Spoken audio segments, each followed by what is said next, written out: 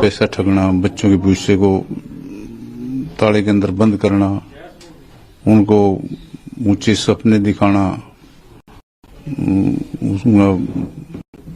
Brain wash करना, माँ बाप से वर्खलाप करवाना, ब्रेन वॉश करके जब जितना चाहिए पैसा कमाना, कभी डाइट के नाम पे, कभी मेंटेनेंस के नाम पे, कभी किसी चीज से, कभी कंस्ट्रक्शन के नाम पे, कभी एयर कंडीशनर के नाम पे, और अभी 3-4 महीने से मोबाइलिस्ट भी कर रहा था। सोनीपत की रहने वाली 20 साल की जूनियर रेसलर निशा दहिया रोज की तरह 10 अक्टूबर की दोपहर को भी प्रैक्टिस के लिए अपने एकेडमी में पहुंची थी। तब कोई 1 बज रहे थे, लेकिन कुछ ही देर बाद घर वालों को उसके कोच पवन का फोन आता है। पवन ने निशा की मां धनपति को फोन पर बताया कि उन्होंने निशा को चैंपियन बना दिया है, वो उसे आकर अपने साथ ले जाएं। निशा के पिता सीआरपीएफ में इंस्पेक्टर है, जबकि निशा मां और भाई के साथ रहती थी। कोच की कॉल आने के बाद धनपति उलझन में पड़ गई। किसी अनहोनी की आशंका से वो आनन फानन में अपने 18 साल के बेटे सूरज के साथ निशा की एकेडमी के लिए निकल गई। दोनों बाइक पर थे, लेकिन अभी दोनों एकेडमी के गेट पर ही पहुंचे थे कि उन्होंने अपने सामने एक भयंकर मंजर देखा। एकेडमी की मेन गेट के पास निशा बदहवास भाग रही थी और कोच पवन, उसकी बीवी और उसके 2-3 साथी उसका पीछा कर रहे थे।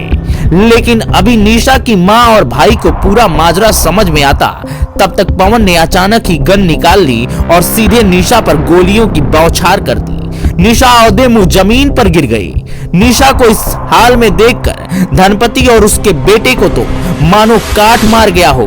दोनों फौरन ही निशा की तरफ भागे, लेकिन अभी मौत का कहर और बाकी था। पवन ने निशा के बाद उसके भाई सूरज पर भी तबातोड़ गोलियां चलाई और धनपति को भी निशाने पर ले लिया। और इस तरह चंद मिनटों के अंदर ही परिवार के 3 लोग गोलियों से बुरी तरह जख्मी होकर जमीन पर गिर पड़े थे।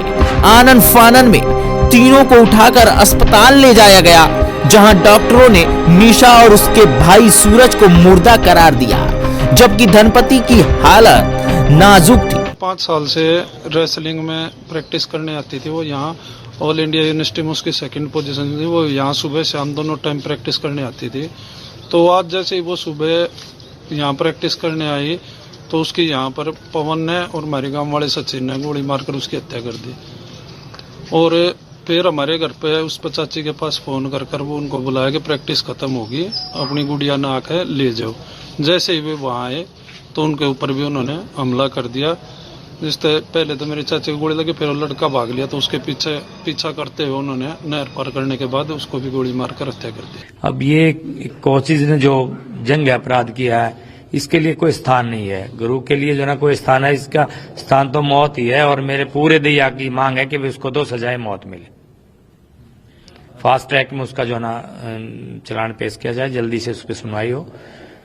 ये मेरे पूरे गांव का और पूरे दैया का जो ना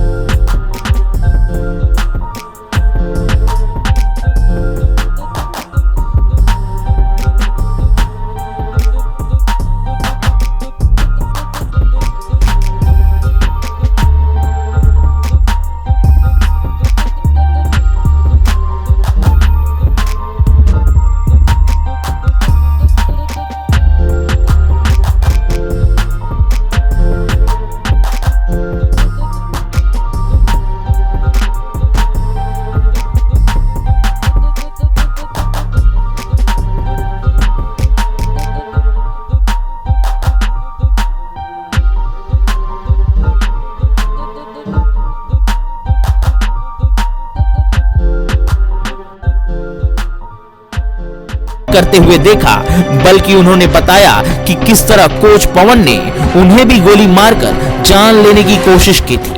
लेकिन सवाल यह था कि आखिर निशा की अपने ही कोच के साथ ऐसी क्या अनबन थी कि कोच ने निशा की ही जान ले ली। सवाल यह भी था कि अगर पवन की खुंदस निशा से थी तो फिर उसे निशा के भाई सूरज का कत्ल क्यों किया, उसकी मां धनपति पर भी गोली क्यों चलाई, कि कत्ल करने से पहले उसने निशा की मां को फोन कर अपनी एकेडमी में क्यों बुलाया। तो निशा की मां ने इन सवालों का भी जवाब दिया। असल में कोच पवन निशा के साथ छेड़छाड़ किया करता था। उसने निशा को अपने झांसे में ले रखा था, उसे बड़ा स्टार बनाने का वादा करता था। उसने निशा और उसके घर वालों से करीब 3.5 लाख रुपए भी ऐंठ रखे थे। निशा ने यूनिवर्सिटी लेवल पर एक मुकाबला जीता था तो उसकी पुरस्कार राशि भी उसने अपने कोच पवन को दे दी थी। लेकिन दिक्कत यह थी कि कोच पवन निशा को बरगलाने के साथ साथ कोचिंग के बहाने उससे छेड़छाड़ भी करता था और निशा ने इस बात की शिकायत अपने घर वालों से भी की थी और घर वाले इसका विरोध भी जता चुके थे। बहुत मुमकिन है कि बुधवार को भी इसी मसले पर निशा की अपने कोच पवन से कुछ कहा सुनी हुई होगी और इसी के बाद पवन ने गुस्से में निशा के घर वालों को एकेडमी में बुलाया होगा। लेकिन इससे पहले कि इस मसले पर कोई बातचीत होती या किसी नतीजे पर पहुंचा जाता, पवन ने वो कर दिया जो सोचना भी नामुमकिन था। इस वारदात के बाद पवन के अलावा उसकी बीवी और 2 दोस्त सचिन और अमित वहां से फरार हो चुके थे।